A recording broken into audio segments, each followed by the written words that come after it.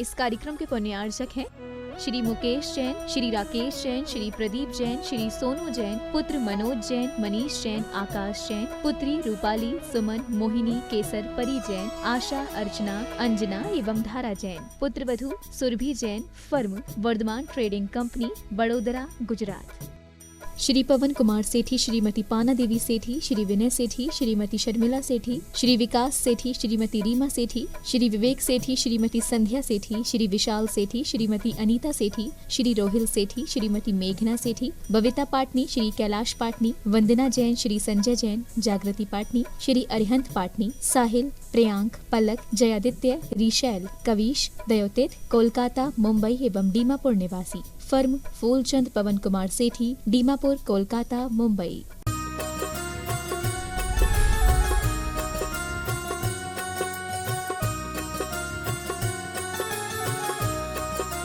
बोलिए विश्व वंदनीय देवादिदेव खज्जर श्री चंद्र भगवान की जय जय जय। बोलिए परम पूज्य श्रमण संस्कृति उन्नायक संत श्रोमणी आचार्य भगवंत गुरुवर श्री विद्यासागर जी महाराज की जय जय जय। बोलिए परम पूज्य गुणायतन प्रणेता, शंका समाधान प्रवर्तक, भावना योग प्रवर्तक, प्रखर वक्ता मुनिवर श्री 108 प्रमाण सागर जी महाराज की जय जय जय। बोले परम पूज्य मुनिवर श्री 108 अरह सागर जी महाराज की जय जय जय। सत्य और संस्कृति का सजा ये भव्य वितान, कदम मिलाकर बढ़ चले धर्म और विज्ञान। बंधो, शाश्वत तीर्थराज समेत शिखर की इस पावन तलहटी पर परम पूज्य मुनिवर से प्रमाण सागर जी महाराज की इस पावन अनुकंपा और उनके मार्गदर्शन से निर्मित होने जा रहा है विश्व का एक ऐसा अनूठा कीर्तिमान, जिसके माध्यम से युगों युगों तक जिन शासन की पताका लहराएगी। एक ऐसा अनूठा केंद्र ज्ञान का मंदिर, जिसके माध्यम से प्राणी मात्र के अंदर गुणात्मक परिवर्तन होगा और ना जाने कितने भव्य प्राणियों के अंदर सम्यक्त का वो प्रकाश फैलेगा। तो बंधुओं, एक ऐसा विश्व का अनूठा कीर्तिमान गुणायतन पूज्य मुनिवर प्रमाण सागर जी की अद्भुत परिकल्पना शीघ्र साकार हो, इसके लिए हम सब संकल्पित हैं और आप सभी से सहयोग अपेक्षित है। और हमें मात्र देश से ही नहीं, विदेशों से सहयोग प्राप्त हो रहा है और हम चाहते हैं कि पूज्य मुनिवर का यह स्वप्न साकार हो, ताकि प्राणी मात्र इससे लाभान्वित हो सके। बंधु, यदि आप अभी तक इस गुणायतन से नहीं जुड़े हैं तो आज ही आप जिनवाणी और पारस चैनल के माध्यम से जो नंबर चल रहे हैं उन नंबरों पर कॉल करिए और जितनी भी गुणायतन से जुड़ी हुई निर्माणकारी योजनाएं हैं उनसे अवगत होते हुए अपने जीवन का सर्वश्रेष्ठ शाश्वत भूमि के इस गुणायतन में लगा करके अपने जीवन में सातिशय पुण्य का अर्जन करें और साथ ही साथ आने वाली कई पीढ़ियों का भविष्य सुनिश्चित करें। बंधुओं, प्रतिदिन शांत धारा होती है गुरुदेव के मुखारविंद से। यदि आप चाहते हैं शांत धारा, तो आप अपने परिवार की ओर से वैवाहिक वर्षगांठ, जन्म दिवस आदि विशेष उपलक्ष्य में अपनी ओर से शांत धारा करा सकते हैं। और आइए अब चलते इसी कड़ी से हम आपको जोड़ते हैं जिन श्रावक श्रेष्ठियों ने गुणायतन से जुड़कर के अपने साथी से पुण्य का अर्जन किया है, उनके नामों की उद्घोषणा और आगे के संचालन के लिए मैं बड़े ही सम्मान के साथ बुलाना चाहूंगा आदरणीय पंडित सुदर्शन जी पिंडराई। गुणायतन से आज अपने आप को संबद्ध करके शुद्ध धार के रूप में श्रीमान नरेंद्र कुमार जी सेठी पुणे ने जीवन को धन्य किया है, बहुत बहुत साधुवाद। निर्माण मित्र के रूप में जुड़ करके श्रीमान इंजीनियर अतिवीर जी जैन पराग, सुनीता जी जैन, स्वर्गीय प्रेमचंद जी जैन, स्वर्गीय हस्तांता जी जैन मेरठ, इन्होंने अपने जीवन को स्वर्णिम बनाया है, बहुत बहुत साधुवाद। और आपकी तालियां लगातार बजें। निर्माण निधि के रूप में गुणायतन से संबद्ध होकर के सौभाग्य संवर्धित कर रहे हैं श्रीमती प्रीति जी जैन, अशोक जी जैन कटनी से, श्री रमेश चंद जी जैन बज, श्रीमती कंचन जैन बज, स्वर्गीय श्रेष जी, मनीष जी, निधि नायक, निधि सम्यक, हार्दिक बज इंदौर से, श्रीमान प्रेमचंद जी, मौलीचंद जी लेंगडे तिलकवाड़ी बेलगांव से, तालियां बजें आपकी। श्रीमती चंद्रा देवी जैन नीमच से, श्रीमती अंगूरी देवी जैन सपरिवार जनकपुर दिल्ली से, श्री राधे श्याम जी जैन अलवर से, श्रीमती रानी जैन, श्री सुनील कुमार जैन देहरादून से, और उपस्थित है श्रीमान शांतिलाल जी, हीरामणि जी जैन, बजात्या जैन मंदसौर से, अध्यक्ष भाई पार्शनाथ मंदसौर। अपने सामने खड़े होकर गुरुदेव से आशीर्वाद प्राप्त करें। साथ ही आज जो संपन्न हुआ है विधान, शिक्षक विधान, उसके पुण्यांशों को प्राप्त करने की अपेक्षा से श्रीमती सुषमा जी जैन गुड़गांव से 11 राशि प्रतिशत करके अपने जीवन को धन्य कर रही हैं। जीवोदय के लिए श्रीमान रूपचंद जी गंगा बगस, अशोक कुमार संजय कुमार पाटनी टिहू आसाम से इन्होंने एक समुचित राशि जीवन डिग्री प्रदान करके अपने जीवन को समर्पित किया है। बहुत बहुत साधुवाद। आज गुरुदेव के जो चातुर्मास कलश स्थापना हुए हैं उसमें अपनी सहभागिता अभी भी निरंतर लगातार दर्ज कर रहे हैं। इनमें रतलाम से श्रीमान चंद्र गोपाल जी, बसंत जी, विमल जी अग्रवाल सपरिवार बहुत बहुत साधुवाद। इन्होंने कलश स्थापित करके अपने जीवन को गुरुदेव से जोड़ा है। बहुत बहुत साधुवाद। और मैं अब आप सबको गुरुदेव के चरणों में संबद्ध करूं। ये ऐसे श्री चरण हैं जिनके माध्यम से आप हम सब अपनी शंकाओं के समाधान प्राप्त करके अपने जीवन को नई दिशा नई राह दे पा रहे हैं, जो संपर्क समय के रूप में विश्वविख्यात हैं। ऐसे श्री चरणों में आप हम सब प्रथमतः आशीर्वाद प्राप्त करेंगे, पश्चात अपने प्रश्न प्रस्तुत करके समाधान प्राप्त करेंगे। मेरे साथ उच्चारें नमोस्तु महश्री, नमोस्तु महश्री, नमोस्तु महश्री। मैं आपको बुलाऊं या ऑनलाइन प्रश्नों के माध्यम से कार्यक्रम प्रारंभ करूं, उसके बीच में हमारे बीच में गुरु वंदना के लिए उपस्थित हुए हैं श्रीमान राकेश जी चांदी वाले, गुवाहाटी के प्रांतीय अध्यक्ष पश्चिम उत्तर प्रदेश आगरा से। वे आए, गुरुदेव नमोस्तु करें और इनका सम्मान करने के लिए जो नित्य होने वाली शांति धारा से संबद्ध हुए हैं आज ही। बहुत बहुत साधुवाद। इनका सम्मान करने की आज से नित्य शांति धारा का पुण्यार्जन इन्होंने प्राप्त किया है। गुरुदेव का आशीर्वाद आप देख ही रहे हैं, इन्हें प्राप्त हो रहा है। इनके सम्मान करने के लिए सुभाष जी जैन सीईओ गुवाहाटी आए और सम्मान करके गुवाहाटी के गौरव को संवर्धित करें। एनएल जैन साहब भी आ जाएं, कोषाध्यक्ष गुवाहाटी। और आज हमारे बीच में निर्माण नायक से ट्रस्टी के रूप में संबद्ध होकर के अपने जीवन को गति प्रदान की है श्रीमान निर्मल जी जैन, श्रीमती सुषमा जी जैन अपनी पुत्रियों के साथ ऋतु दीप्ति नंता के साथ आगरा से वे आए। उनका सम्मान श्रीमान राकेश जी जैन चांदी वाले महामंत्री गुवाहाटी प्रांतीय अध्यक्ष गुवाहाटी उत्तर प्रदेश, पश्चिम उत्तर प्रदेश, वे उनका सम्मान करके श्री निर्मल जी के संबंध होने पर गौरवधन के गौरव को वृद्धिंगत करेंगे। आइए। और इसी क्रम में श्रीमान विजय कुमार जी पाटनी कोलकाता से हमारे बीच में हैं, वे भी आए। उनका सम्मान करने के लिए श्रीमान एनएल जैन साहब एवं श्री राकेश जी एवं श्री सुभाष जी, उनका सम्मान करें। श्रीमान विजय कुमार जी पाटनी कोलकाता का आपकी तालियां अनुमोदना के रूप में निरंतर बजती रहनी चाहिए। आइए श्रीमान विजय कुमार जी पाटनी गुवाहाटी के गौरव को संबोधित कर रहे हैं। श्रीमान एनएल जैन साहब एवं श्रीमान सुभाष जी जैन सीईओ गुवाहाटी। और इसी क्रम में श्रीमान मुकेश जी गुप्ता कोलकाता से गुरुदेव की वंदनार्थ उपस्थित हुए हैं। वे वंदना करें, आशीर्वाद प्राप्त करें और इनका सम्मान करके हम अपने गुवाहाटी के गौरव को संवर्धित करेंगे। श्रीमान राकेश कुमार जी जैन चांदी वाले आगरा, आइए इनका सम्मान करने के लिए। श्रीमान मुकेश जी गुप्ता का सम्मान करने के लिए राकेश जी आए।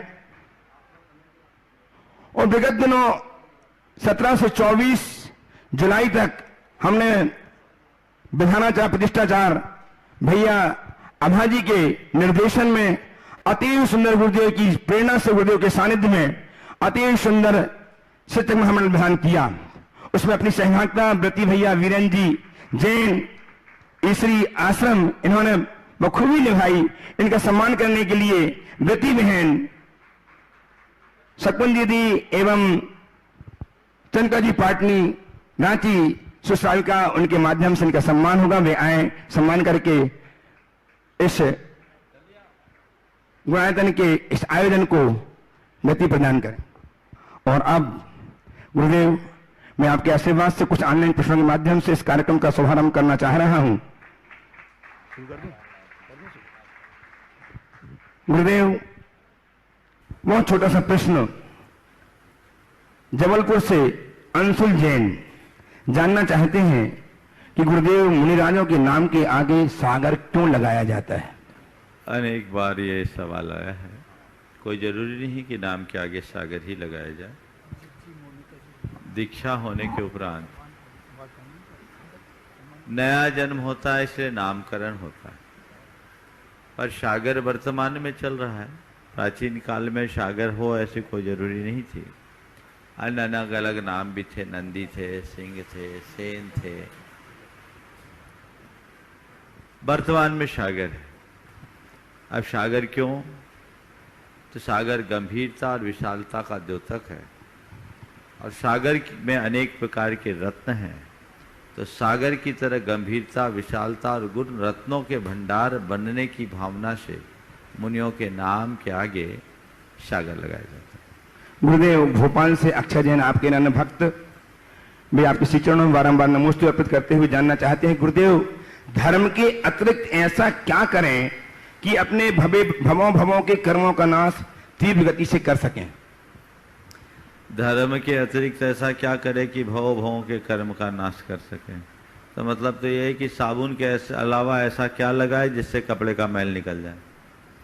तो मैल निकालने का तो एक ही उपाय है, बस धर्म को ही अच्छे तरीके से करते रहो और अधर्म से बचने का पुरुषार्थ करते रहो, भव के पाप दूर होंगे। गुरुदेव, यूएसए से सीए संजय जी पाटनी आपके श्री चरणों में बारंबार नमोस्तु करते हुए जानना चाहते हैं कि नमोकार मंत्र में हम पहले अरिहंत और उसके बाद सिद्ध की पूजा करते हैं, लेकिन सिद्ध से परम अवस्था है, सिद्ध परम से परमवस्था है, क्यों नमोकार मंत्र सिद्ध से शुरू नहीं होता? अनेक बार इसका उत्तर दिया गया है। नमोकार मंत्र में अरिहंत और सिद्ध है। सिद्ध अशरीरी है, सिद्ध में दिखते नहीं, सिद्धों का परिचय हमें अरिहंतों ने दिया, इसलिए हम अरिहंतों को पहले स्मरण करते हैं, सिद्धों को बाद में। और हमारे यहाँ तो बहुत पुरानी ये परिपाटी गुरु गोविंद दोनों खड़े कांकू लागे पाया, तो हमारे अरिहंतों ने सिद्धों का पता बताया, इसलिए हम अरिहंतों का स्मरण करते हैं। धर्म तीर्थ का प्रवर्तन भी अरिहंत करते हैं, इसलिए हम अरिहंतों की ही आराधना करते हैं। गुरुदेव, बरुआ सागर से दीपक जैन आपके चरणों में नमस्ते करके जानना चाहते हैं, गुरुदेव क्या हम अपने धर्म से, अपने जाप आदि अनुष्ठान से, अपनी पवित्र भावना से किसी जीव की परिणति में कुछ सकारात्मक प्रभाव डाल सकते हैं? देखिए, हम अपने धर्म आराधन से खुद के जीवन में तो बदलाव ला सकते हैं, इसमें कोई संशय नहीं, लेकिन अगर हम पूर्ण मनोयोग से करें तो हो सकता है सामने वाले के हृदय में भी सकारात्मक बदलाव आए। मैं आपको एक उदाहरण देता हूँ। एक बहन जी थी, बहुत परेशान थी। उनके पति 30 वर्षों से शराब पीते थे, सब तरह के उपाय करके थक गई। मुझसे उन्होंने कहा, महाराज मैं क्या करूं, कोई उपाय बताइए। मैंने उन्हें सांत्वना देने के भाव से ही कहा कि देखो, तुम अपना पुण्य बढ़ाओ, तुम्हारा व्यक्तित्व प्रभावी होगा तो हो सकता है वो तुम्हारी बात मान ले।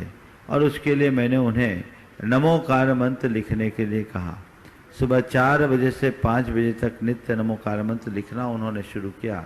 आप सुनकर आश्चर्य करेंगे, 3 महीने बाद वो व्यक्ति खुद से शराब छोड़ दिया, और ये 2004 से आज 2021 है, उसने शराब को हाथ नहीं लगाया। अब जो भी हो, अगर हम श्रद्धा ऐसा करते हैं तो बहुत कुछ संभव है कि उसका प्रभाव हमारे जीवन में घटित हो। उपस्थित हो श्रीमान राकेश जी जैन चांदी वाले आगरा से गुणायतन ट्रस्टी, और तैयार हैं निर्मल जी जैन आगरा से ट्रस्टी गुणायतन।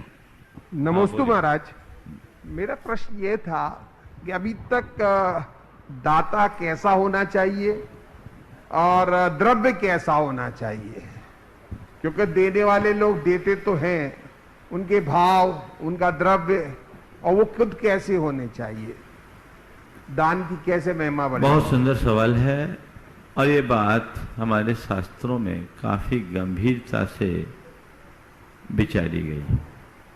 तत्वार सूत्र आपने पढ़ा होगा, तो उसमें एक सूत्र आता है, विधि द्रव्य दात्री पात्र विशेषा तद विशेषा। दान की विशेषता, विधि की विशेषता, द्रव्य की विशेषता, दाता की विशेषता और पात्र की विशेषता से होती है। तो हमारा द्रव्य उत्तम हो। द्रव्य कैसा? जो उत्तम रीति से अर्जित हो और साधु के गुणों और साधना के विकास में कारण है। वही द्रव्य दो, वही सामग्री दो जो उनकी साधना में सहायक हो, और वही दो जो शुद्ध रीति से उपार्जित हो। अनैतिकता और पापाचार करके अर्जित द्रव्य यदि साधु को भी दोगे तो उसकी बुद्धि खराब हो सकती है। हम लोग ये कहावत बचपन से सुनते आए हैं, जैसा खावे अन्न वैसा होवे मन, जैसी पीवे पानी वैसी होवे वाणी। तो जब भोजन और पानी से मन और वाणी का संबंध है तो हमें उसका ध्यान तो रखना ही चाहिए। इसलिए द्रव्य की शुद्धि होनी ही चाहिए, दोनों साइड से। द्रव्य भी शुद्ध हो और वह स्वास्थ्यकर हो, साधना में सहायक हो। शुद्ध द्रव्य तो है, पर ऐसा भोजन दे दिया कि साधु को अजीर्ण हो जाए, ऐसा भोजन दे दिया जो बहुत ज्यादा गैस उत्पन्न कर दे, ऐसा भोजन दे दिया जो प्रकृति के विरुद्ध हो, तो वो उतना लाभकारी नहीं है। सवाल आइटम का नहीं है, सवाल उसके प्रभाव का है। आप क्या खिला रहे हैं ये महत्वपूर्ण नहीं है, कैसा खिला रहे ये ज्यादा महत्वपूर्ण है। शुद्ध रीति से तैयार की गई रूखी रोटी भी सरस व्यंजन से ज्यादा गुणकारी होती है, ये हमें समझना चाहिए। इसी तरह पात्र भी उत्तम होना चाहिए और दाता को दाता के गुणों से मंडित होना ही चाहिए।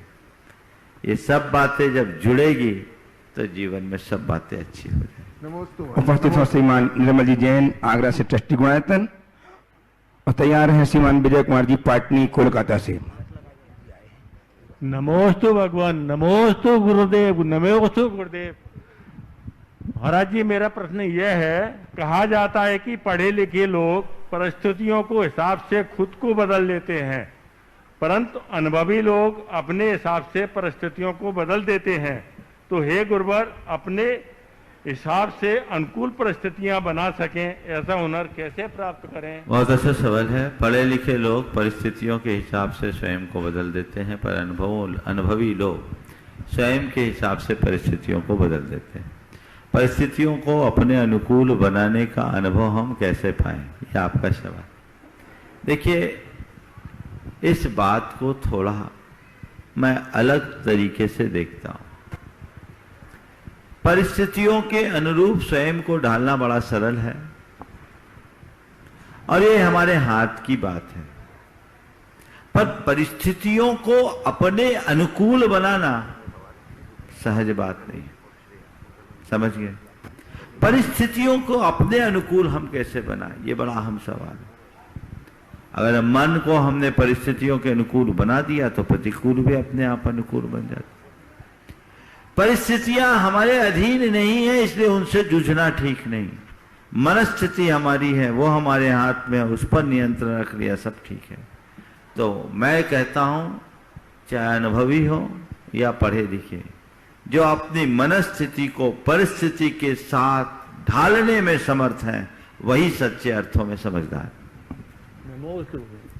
आइए श्रीमान विजय कुमार जी पाटनी साहब कोलकाता से अपनी बेटी तनिष्क श्रेया के साथ, और तैयार रहें श्रीमान राजी जैन ललितपुर से, पूर्व छात्र समाज ज्ञान भारती मथुरा।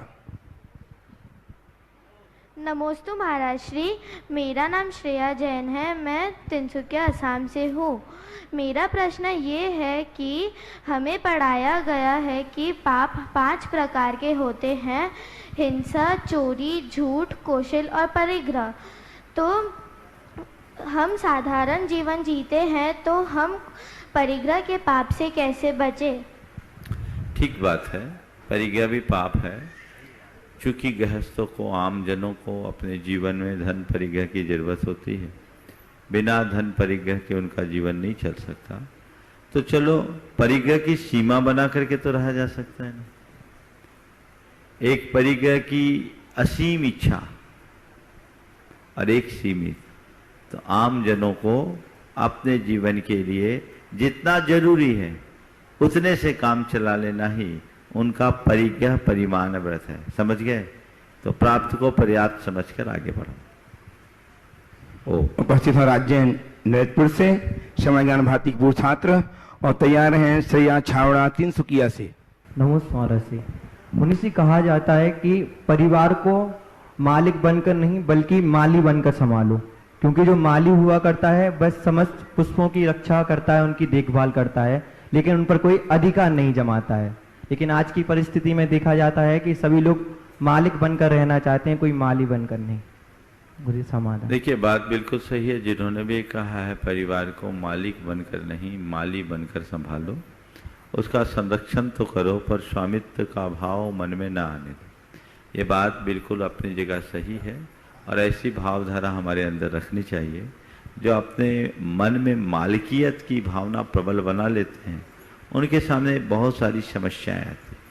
यदि हमने अपनी भावधारा को बदल दिए तो हम घर परिवार में रहते हुए भी उसके दुष्प्रभाव से बच सकेंगे। उपस्थित हैं श्रेया छावड़ा कोलकाता से, अच्छा तिनसुकिया से, और तैयार हैं तनिष्क पाटनी कोलकाता से।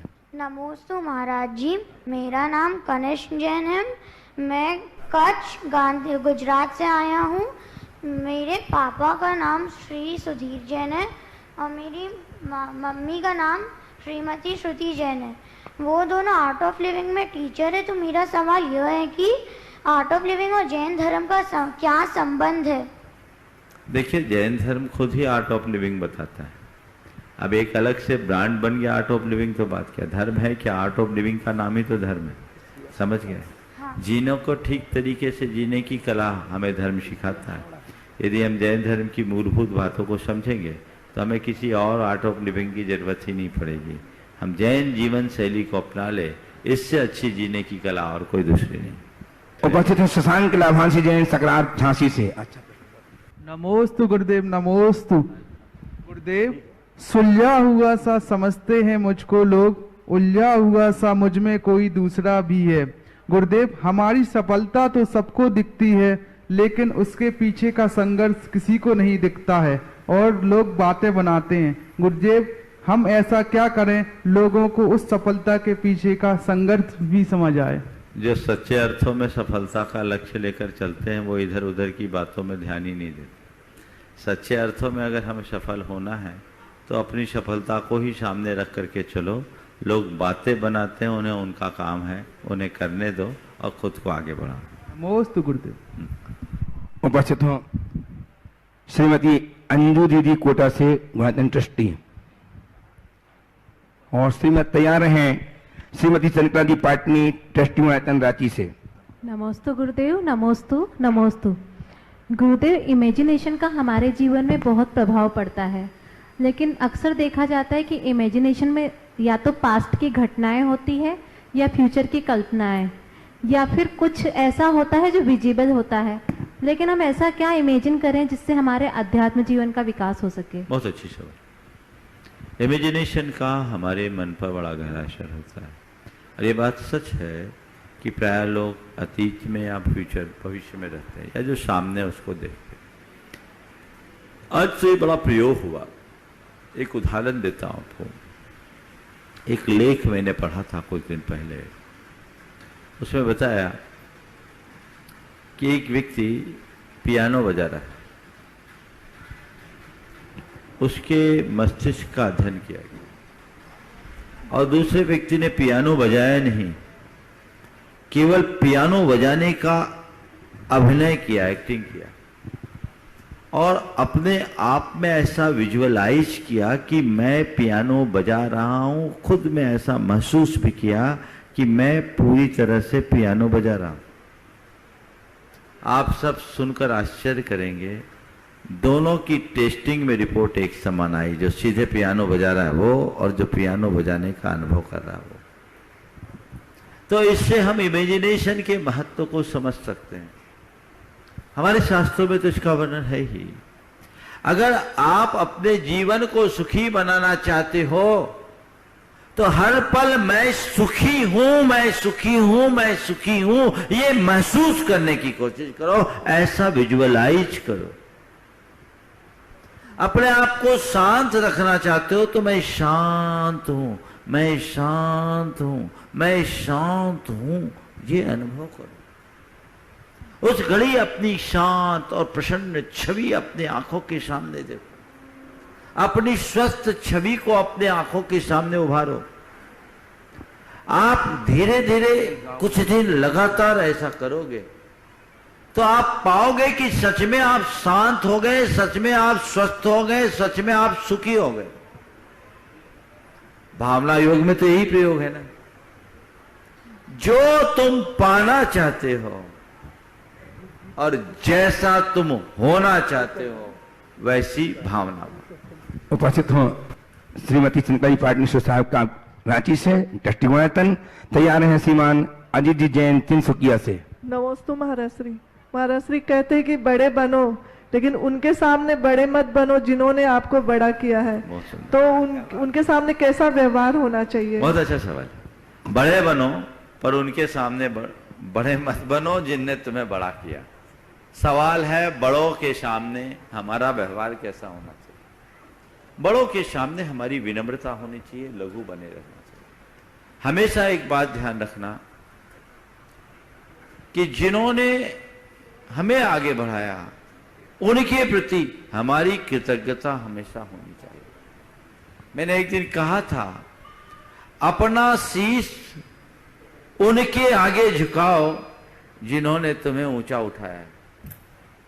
यदि सामने वाले के उपकारों का स्मरण हमारे अंदर बना रहे तो हम कितने भी बड़े क्यों ना बन जाएं, उनके आगे तो लघु ही रहेंगे।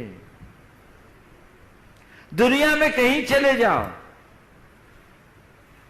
आज हम जब अपने गुरुदेव के चरणों में जाते हैं तो अपने आप को एक अकिंचन सा साधक मानते हैं, शिष्य मानते हैं। दुनिया चाहे हमें कुछ माने, लेकिन वे हमारे गुरु हैं। उनके आगे हम ये सब चीजें छोड़कर जाए। तुम कितने भी ऊंचे ओहदे पर क्यों ना पर पहुंच जाओ। आज प्रधानमंत्री जब अपनी मां के पास जाते हैं तो प्रधानमंत्री बनकर जाते हैं कि एक बेटा बनकर के जाते हैं। समझने की बात केवल इतनी चाहिए। यदि अपनी असलियत को व्यक्ति ध्यान में रखे और सामने वाले के उपकारों का स्मरण रखे तो उपलब्धियों के शिखर पर बैठने के बाद भी व्यक्ति विनम्रता की मूर्ति बनेगा। तब ऐसा रहना। उपस्थित हो श्रीमान अजीत जी तिनसुकिया से, तैयार हैं ब्रह्मचारी भैया श्री दीपक जी जैन टहरका से। नमोस्तु गुरुवर। गुरुवर, मेरा प्रश्न यह है कि हम सभी के जीवन में एक एम्बिशन होता है और उस एम्बिशन की प्राप्ति के लिए हम परिश्रम भी करते हैं और पुरुषार्थ भी करते हैं। कभी कभी ऐसा होता है कि वो परिश्रम और पुरुषार्थ करते हुए उस एम्बिशन की प्राप्ति के लिए हम अपनों को भी पीछे छोड़ के आगे चले जाते हैं, तो उस स्थिति को हमें कैसे हैंडल करना चाहिए? देखिए, खुद को आगे बढ़ाना कोई बुरा नहीं है, बढ़ाना भी चाहिए और उसके लिए सतत प्रयास करना चाहिए, लेकिन औरों को पीछे धकेलने का भाव मन में नहीं आना चाहिए। हम अपनी शक्ति स्वयं को आगे बढ़ाने में लगाएं, औरों को पीछे करने में नहीं। जिस दिन हम औरों को पीछे करने में अपनी शक्ति लगाएंगे, हमारी प्रगति वहीं अवरुद्ध हो जाएगी। आइए ब्रह्मचारी भैया दीपक जी टहरका से, और तैयार हैं श्री विक्रम जी काला रांची से अनन्य गुरु भक्त। महाराज जी नमोस्तु नमोस्तु नमोस्तु। महाराज जी, दुनिया में जो चीज होती है हम आंखों के द्वारा देखकर ही सारे कार्य करते हैं और पढ़ते भी हैं कि जो देखेंगे उसके प्रति राग या द्वेष आपका होना जायज है। हम ऐसी कौन सी दृष्टि रखें कि हम और राग और द्वेष से बचते हुए उस वस्तु को या व्यक्ति को सामान्य दृष्टि से देखते हुए अपने जीवन को, कर्म को तोड़ते हुए आगे बढ़े। नमोस्तु महाराज जी। देखिए, बात बिल्कुल सही है। चीजों को देखना और सहज भाव से देखना, दोनों में बुनियादी फर्क है। चीजों को तो हर कोई देखता है, लेकिन जब किसी वस्तु या व्यक्ति के प्रति हमारा जुड़ाव होता है या द्वेष होता है, तब उसके साथ इष्टानिष्ट संकल्प विकल्प होता है। सहज भाव से देखें। दो धाराएं, एक ज्ञान धारा और एक कर्म धारा। चीजों को जानना और जान के रह जाना, ये ज्ञान धारा है जिसमें केवल जानना मात्र है। हम सामने देख रहे हैं, हमारे लिए दृश्य दिख रहा है, ना अच्छा ना बुरा, उसको लेकर हमारे मन में कोई विकल्प नहीं। पर इस समूह में मैंने देखा, अरे ये मेरा परिचित भक्त है, अच्छा ये आ गया, मैंने चेहरे में मुस्कुरा दिया, ये मेरी कर्मधारा। इष्टानिष्ट संकल्प विकल्प आते ही राग और द्वेष होते हैं, जिससे कर्म का बंध होता है। और जहां केवल सहज जानना और देखना होता है, वहां कर्म बंधता नहीं, कर्म झड़ता है। हमारा जीवन दर्पण की भांति होनी चाहिए, जीवन दर्पण की भांति होना चाहिए। स्वागत सभी का, संग्रह किसी का नहीं। दर्पण के सामने जो भी आता है वो उसे प्रतिबिंबित करता है, लेकिन वो उससे प्रभावित नहीं होता। नीतिकारों ने लिखा है, सुख दुख दोनों बसत है ज्ञानी के घट माही, गिरी सर दिसे मुकुर में भार भींज बो नाही। एक ज्ञानी के हृदय में सुख और दुख दोनों होता है, लेकिन वे इससे अप्रभावित रहते हैं। जैसे दर्पण में पर्वत का प्रतिबिंब हो तो दर्पण भारी नहीं पड़ता, और दर्पण के सामने कोई सरोवर हो और सरोवर को प्रतिबिंबित करने से दर्पण गीला नहीं होता। यही साधना है तटस्थता की स्थिति, इसी को साक्षी भाव भी कहा जाता है।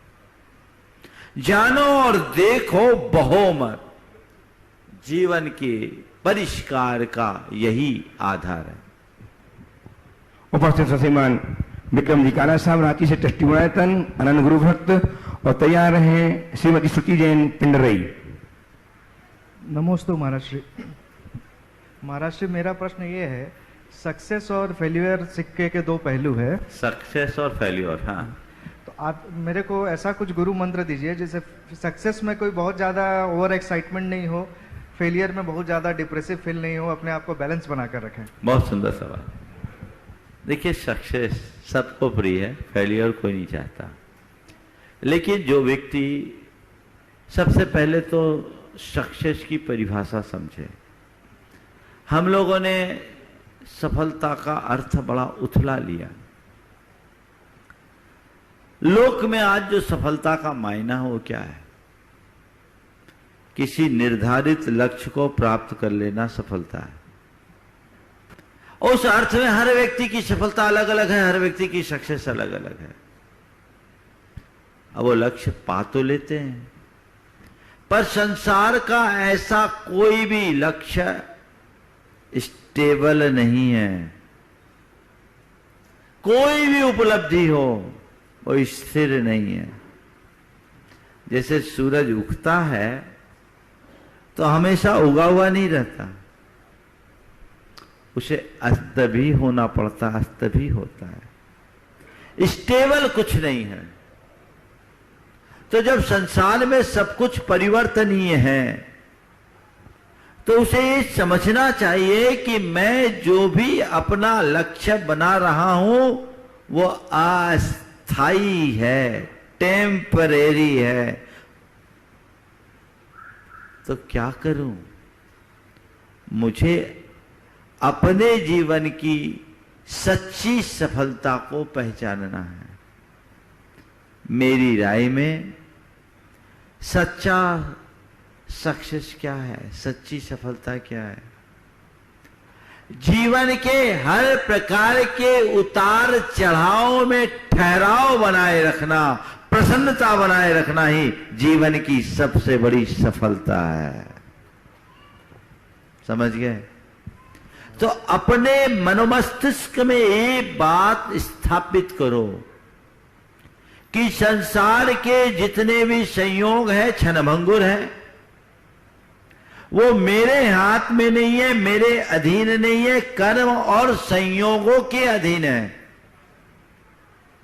वो उपलब्धियां मेरे जीवन में तभी तक जुड़ी रहेगी जब तक संयोग मेरे अनुकूल होंगे। इसलिए उन्हें मैं अपने जीवन की वास्तविक उपलब्धि न मानूं, यत्न करूं, प्रयत्न करूं, उपलब्धि हो उसका उपयोग करूं, भोग करूं, पर उसमें अभिमान नहीं, उसमें आसक्ति नहीं। ये मान करके चलो कि ये थोड़े पल की चीजें हैं, जब तक है तब तक है, चले जाए तो जाना ही है। जैसे सूरज उगता है और दिन डूबता है, अस्त होने में हमें गम नहीं, क्योंकि हमें लगता है ये तो रोज का क्रम है। हमें पता, हमने मान रखा है सूरज उगा है तो डूबेगा, हमने पाया है तो हम खोएंगे, आया है तो जाएगा, उन्नति है तो अवनति होगी, उत्थान है तो पतन होगा, जन्म है तो मरण होगा, लाभ है कभी हानि होगी। इस सच्चाई को जो जाने लेता है ना, वो हर स्थिति में अपनी प्रसन्नता को टिकाए रखने में समर्थ होता है। तो सच्चे अर्थों में सफलता वो नहीं जो किसी दूसरे से मिली, सच्चे अर्थों में सफलता वो है जो तुमने खुद के बल पर, खुद के भीतर घटित किया। वो क्या है? वो सच्ची सफलता क्या है? हर स्थिति में अपने मन को मस्त बनाए रखने की क्षमता ही सबसे बड़ी सफलता है, जो केवल आध्यात्मिक दृष्टिकोण के विकास के बाद ही संभव है। आज सक्सेस सक्सेस सक्सेस,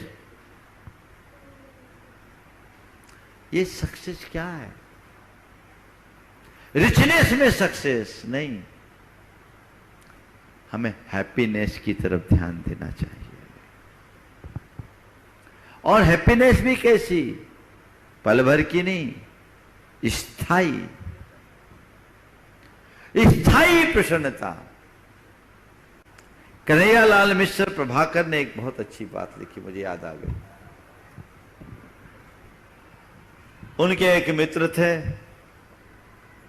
चुनाव लड़े, मंत्री बन गए, सफल हो गए, हजारों की भीड़ उनके आगे पीछे, और वे कवि थे, वे कविता करते थे। और थोड़ा दिन समय बदला,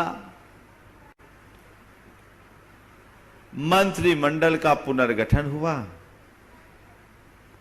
उनका पोर्टफोलियो छीन लिया गया, मुंह लटका कर आ गए। कल तक जिसका चेहरा खिला था, आज ऐसा लग रहा है मानो सब कुछ छिन गया। जब वो सामने आए, चेहरा लटका दिखा, तो उन्होंने कहा, देखो एक नई रचना सुना रहा हूं, आज ही लिखी, एकदम ताजी। इस व्यक्ति के चेहरे पर वही सहज प्रसन्नता जो कल तक उसके मित्र के मंत्री होने में थी और आज मंत्री पद से अपदस्थ होने पर थी। सामने वाला उस बात को बर्दाश्त नहीं कर पाया, तो उन्होंने एक बात कही जिसे आज के संदर्भ में मैं जोड़ना चाहता हूं, कि जो दूसरों की बदौलत हो वो हमारी उपलब्धि नहीं हो सकती, जो अपनी प्रतिभा के बल पर हो वही हमारी सफलता का आधार है। समझ गए? मैं कवि हूं तो मैं मंत्री रहूं या न रहूं, मेरी कविता का सृजन चलता रहेगा। लेकिन तुम हो, आज खिले हो और कल की दशा क्या होगी पता नहीं। और हम रोज देखते हैं लोग अर्श से फर्श पर आते देर नहीं लगती, सब कुछ बदल जाता है। और ऐसे लोगों का हाल तो और बेहाल होता है जो शिखर पर बैठने के बाद सतह में आने को मजबूर होते हैं। इसलिए जीवन की वास्तविकता को समझते हुए हमें अपने जीवन की दिशा तय करनी चाहिए। असफल होने पर कोई मोटिवेशन? असफल होने में असफलता मानो ही नहीं, न सफलता मेरी न सफलता मेरी, आया है सो जाएगा। देखो मैं एक बात बताता हूं, मेरे संपर्क में एक व्यक्ति, क्या सोच होती है व्यक्ति की। उस व्यक्ति ने अपने दम पर आप लोगों की भाषा में बड़ी सफलता पाई, काफी अच्छा व्यापार और पैसा कमाया। संयोग कुछ ऐसा हुआ कि उन्होंने एक गलत नीति अपनाई, माने पॉलिसी गलत अपनाई, उन्हें बहुत बड़ा लॉस हुआ। उस व्यक्ति को जब लॉस हुआ, उसके मित्र ने मुझे बताया, लॉस छोटा मोटा नहीं था, बहुत बड़ा फिगर था, मैं फिगर यहां बोल नहीं सकता। जब उसके मित्र ने मुझे बताया, बोला महाराज जी मुझे बड़ा विकल्प हो रहा है, उसे भारी नुकसान हुआ है, मैं एक बार उसे फोन लगाकर आपका आशीर्वाद पहुंचाना चाहता हूं, अगर आपका आशीर्वाद पहुंचेगा तो उसे संबल मिलेगा। उन्होंने फोन लगाया मेरे सामने से और बताया कि मैं महाराज श्री के चरणों में हूं और महाराज जी को अपना नमोस्तु कहो, और मैंने महाराज जी से बता दिया है तुम्हारे बारे में, सुनो क्या होता है बात। उस व्यक्ति ने जब बताया, मैंने पूछवाया, भैया ये सब चीजें हैं, घबराओ नहीं, व्यापार में ये सब हुआ है, सब ठीक हो जाएगा। मैंने इतनी बात की तो उन्होंने जो बात कही सो ध्यान देने की बात है। सब तो चाल तो रवा, मारवाड़ी में कहा, मारवाड़ी भाई था, सब तो चाल तो रवा महाराज सुख, माना कोई विकल्प को नहीं, हम क्या लेकर आए और क्या लेकर के जाएंगे, न कुछ हमारा था न है। हमने जब अपने कैरियर की शुरुआत की थी तो हमारे पास कुछ कुल 5,000 रुपए थे, वो भी मेरा नहीं था, और आज जो गया है वो भी मेरा नहीं है, वो भी चला जाएगा। ये क्षमता एक सच्चे धर्मी के अंदर ही आ सकती है। वो व्यक्ति रंचमात विचलित नहीं हुआ। और आपको बताऊं 2011 और 2021 10 साल के अंतराल में अपनी सकारात्मकता और स्थिरता के बल पर वो व्यक्ति पहले से और सुदृढ़ स्थिति में आ गया। सोच, तो यही धर्म की प्रासंगिकता है, यही अध्यात्म का मार्गदर्शन है। जो तत्व ज्ञान के साथ आगे बढ़ता है वो संसार में कभी दुखी नहीं हो सकता। और सच्चे अर्थों में कहूं तो केवल वही और वही सुखी हो सकता है, ऐसी दृष्टि लगी। उपस्थित हो श्रीमती स्तुति जैन पिंडरई से, तैयार हैं श्रीमान सुभाषी जैन CEO गायतन दिल्ली। नमोस्तु महाराज श्री। महाराज श्री, पेट में गया जहर एक व्यक्ति को मारता है, लेकिन कान में गया जहर सैकड़ों व्यक्तियों को मार डालता है। तो हम ऐसा क्या करें कि काम करने वालों की कद्र करें और कान भरने वालों की अनसुने। बहुत अच्छी बात है। पेट का जहर तो एक व्यक्ति को मारता है, कान का जहर न जाने कितनों का सर्वनाश कर देता है। हम ऐसा कैसे करें, क्या करें कि काम करने वालों की कद्र करें और कान भरने वालों की अनसुनी करें। बस ये बात समझ लो कि जैसे पेट के जहर में जो चीजें जहरीले होती है ना, उसमें एक बात लिखी जाती है कि ये हमारे जान के लिए खतरा है, इंजीरियस फॉर हेल्थ, है ना। बस ऐसे लोग जो कान भरने वाले हैं ना, उनके प्रति सावधान हो जाओ। ये सोच लो कि engineers for health, social health के लिए, सबके लिए ऐसे लोग खतरनाक लोग हैं, हम उन लोगों से सावधान रहें। हर व्यक्ति को पता लगता है कौन कान भरने वाला है, और जो इस तरह की बातें करता है उससे बचो। एक सिद्धांत बना लो, जो व्यक्ति दूसरे की बुराई आपके सामने करे, समझ लो एक खतरनाक वायरस है, कोरोना से भी ज्यादा ये वायरस है। ये दूसरे की बुराई आपसे करेगा तो स्वाभाविक रूप से आपकी बुराई दूसरों से किए बिना नहीं रहेगा, इसलिए बचिए। नमोस्तु महाराज। सुनीता जी। उपस्थित श्रीमान सुभाषी जैन CEO गायतन दिल्ली से, और तैयार है ब्रह्मचारी बहन सुनीता जी। परम श्रद्धेय गुरुदेव के चरणों में शत नमन। गुरुदेव, द्वादशांग, शास्त्र, श्रुत, आगम, जिनवानी, ये सब एक पर्यायवाची हैं और इसमें हम बहुत अपनी श्रद्धा रखते हैं। गुरुदेव, इसी संदर्भ में सरस्वती पूजा का जो प्रचलन हुआ है, उसे कई बार ऐसा लगता है कि ये अन्य धर्मों से लिया गया है या हमारे आगम के अनुरूप है, ये बात जानना चाहते हैं गुरुदेव। क्योंकि देखिए, सरस्वती को एक प्रतीक बनाया गया जिनवानी का, और सरह प्रसरणम यश अस्ति सा सरस्वती, इस तरह की व्याख्या की गई। जो हमारे अंदर के ज्ञान का विकास करे वो सरस्वती है। तो इसे एक प्रतीक के रूप में लेना चाहिए। जिनवानी, द्वादशांग, आगम, श्रुत उसकी ही एक पर्याय के रूप में यदि हम ले तो उसमें कोई हानि नहीं। सरस्वती शब्द का उल्लेख बहुत कालांतर में देखने को मिलता है, पर प्रतिमाएं भी लगभग 600-700 साल पुरानी अंकित देखने को मिलती है। यदि उसे उस संदर्भ में जोड़कर एक प्रतीकात्मक रूप में लिया जाए तो कोई दोष नहीं है। हमारे आगमों में श्रुत देवी का उल्लेख मिलता है। तो श्रुत देवी भी क्या है? ये एक काल्पनिक देवी है, कोई श्रुत की देवी नहीं होती, न श्रुत का कोई देवता होता है। श्रुत तो भगवान के मुख से उच्चारित वाणी, पर हमने उसे पूजने के लिए क्या किया? एक प्रतीक बना दिया, और प्रतीक स्वरूप हमने उसे चारण योग के प्रतीक में 4 हाथ वाला बना दिया। वीणा को साथ में दे दिया क्योंकि चित्त को निनादित करते हैं। पुस्तक दे दिया क्योंकि द्वादशांग का प्रतीक होता है। तो इस तरीके से चीजों को जोड़ करके बातें की गई। उपस्थित बहिपासनाथ मंदसौर के अध्यक्ष श्रीमान शांतिलाल बजात्या मंदसौर से उपस्थित हों।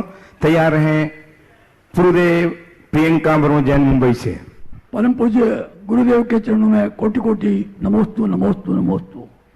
आजकल बच्चे के संबंध बनाने के लिए कंप्यूटर से कुंडली और गुण मिलाए जाते हैं, जिससे संबंध नहीं बन पाते हैं और बहुत परेशानी होती है। 30-40 साल के बच्चे घरों में बैठे हैं। गुरुदेव आपका मार्गदर्शन चाहिए। ये बहुत बड़ी समस्या है। आजकल तो biodata.com, शादी.com, न जाने कौन कौन से .com हो गए, और लोग बहुत परेशान हैं। इसकी वजह क्या है? इसकी वजह, सबसे बड़ी वजह है परिवारों का सीमित हो जाना। पहले संयुक्त परिवार होते थे, परिवार में अनेक लोग होते थे और लोग एक दूसरे के संपर्क में रहा करते थे, तुरंत रिश्ते नाते बन जाते थे। अब लोगों का एक दूसरे से संबंध नहीं बचा और उसके परिणाम स्वरूप चीजें सब जगह जा नहीं पा रही। तो इसका एक ही उपाय मुझे समझ में आता है कि अब और कुछ नहीं हो तो गुरु भक्त लोग जितने हैं उन्हें आपस में एक दूसरे से संपर्क बढ़ाना चाहिए, एक दूसरे से मिलना जुलना चाहिए, ताकि वे अच्छे संबंधों को स्थापित कर सकें। अभी कई जगह ऐसा हुआ है, दलालों के माध्यम से जो संबंध हुए वो टूटे। 2016 में एक महानगर के एक इलाके विशेष में 10 शादियां हुई थी और कोई भी शादी 10 करोड़ से कम की नहीं थी, और वो 10 में से 6 तलाक हो गए। ये बेमेल विवाह हो जाते हैं, बहुत सारी चीजें ऐसी हो जाती है, तो उनके प्रति बहुत सतर्कता और सावधानी रखना आवश्यक। उपस्थित हों प्रियंका बरोजी जैन गुरुदेव के साथ मुंबई से ट्रस्टी गुणायतन। तैयार हैं श्रीमान अनिल जैन साहब कोषाध्यक्ष गुणायतन जयपुर।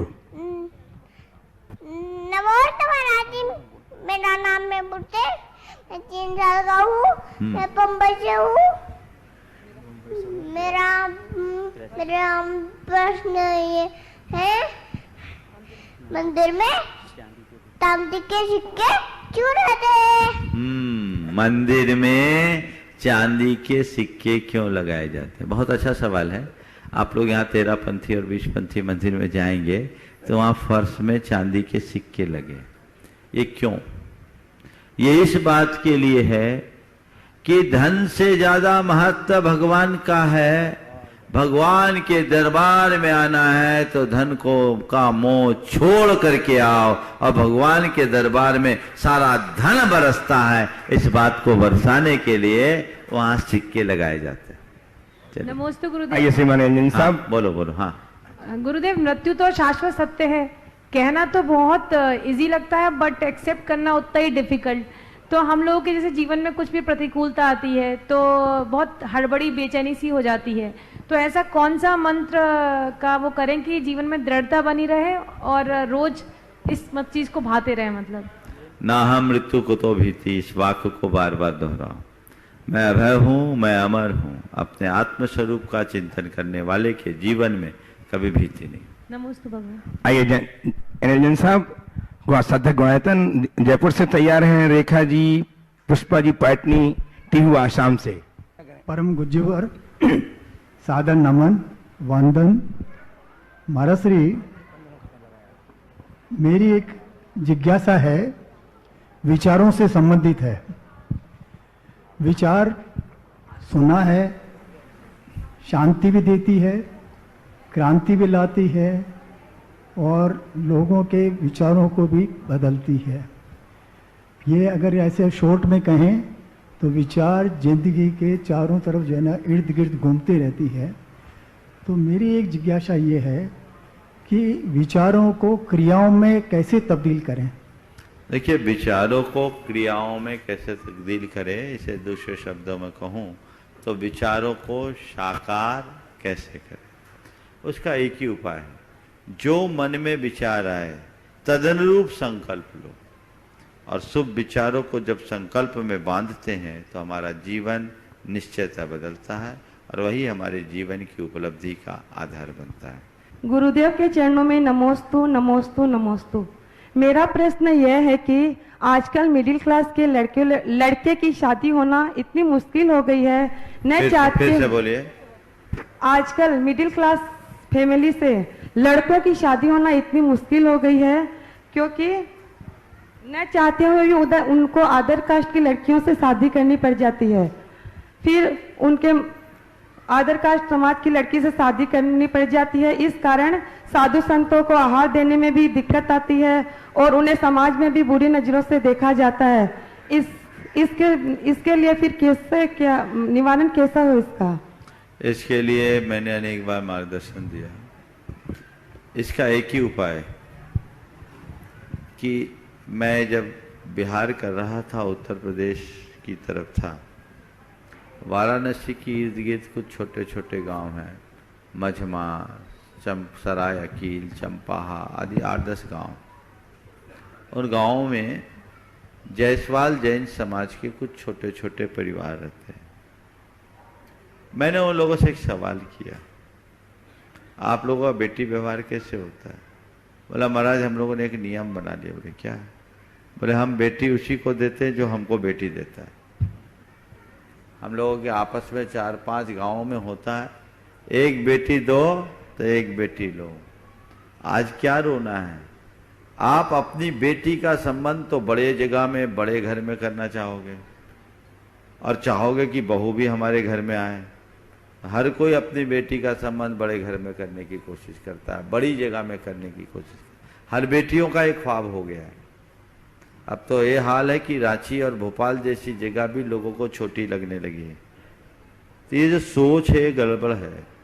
समाज में जब तक ऐसी सोच विकसित नहीं होगी तब तक समाज सुरक्षित और संरक्षित नहीं हो सकेगा। इस प्रकार परम पूज्य गुरुदेव के चरणों में नमन अर्पित करते हुए नमोस्तु यहीं पर विराम। बोलिए परम पूज्य आचार्य गुरुवर श्री अधीर न हो, शेष कल विशेष बनकर आएंगे।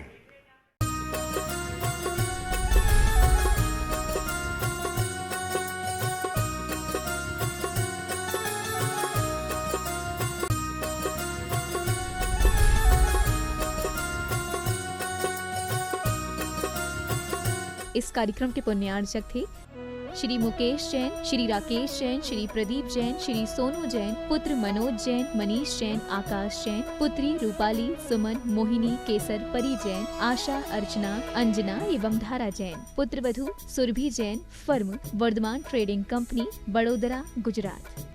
श्री पवन कुमार सेठी, श्रीमती पाना देवी सेठी, श्री विनय सेठी, श्रीमती शर्मिला सेठी, श्री विकास सेठी, श्रीमती रीमा सेठी, श्री विवेक सेठी, श्रीमती संध्या सेठी, श्री विशाल सेठी, श्रीमती अनीता सेठी, श्री रोहिल सेठी, श्रीमती मेघना सेठी, बविता पाटनी, श्री कैलाश पाटनी, वंदना जैन, श्री संजय जैन, जागृति पाटनी, श्री अरिहंत पाटनी, साहिल, प्रियांक, पलक, जयादित्य, रिशैल, कविश, दयोतित, कोलकाता, मुंबई एवं दीमापुर निवासी। फर्म फूलचंद पवन कुमार सेठी, दीमापुर, कोलकाता।